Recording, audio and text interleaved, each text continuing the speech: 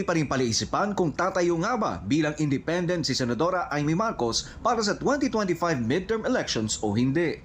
No show nitong Biyernes ang presidential sister na si Amy Marcos sa deklarasyon ng senatorial ticket ng Alyansa para sa Bagong Pilipino para sa 2025 midterm elections. Kabilang si Amy sa 12 kandidato na susuportahan ng administrasyon. Pero sa kabila nito, binigyang diin ni Amy na mangangampanya siya bilang isang independent candidate. Minabuti kong manindigan ng mag-isa upang wag nang malagay sa alanganin ang aking ading. Para wag nang mag-alinlangan ang aking mga tunay at minamahal na kaibigan.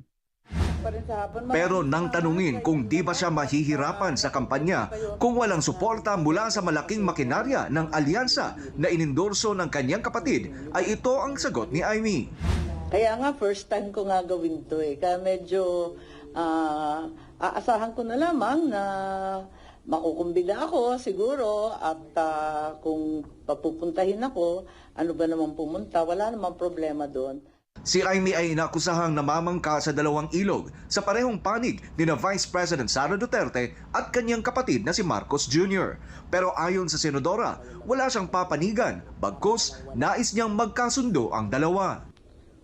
Ang malaking konsiderasyon yung sitwasyon ko, yun talaga ang pinakamahalaga. Kung may dalawa kang malapit na kaibigan at sila'y nag-aaway, kakampihan mo ba yung isa laban sa isa?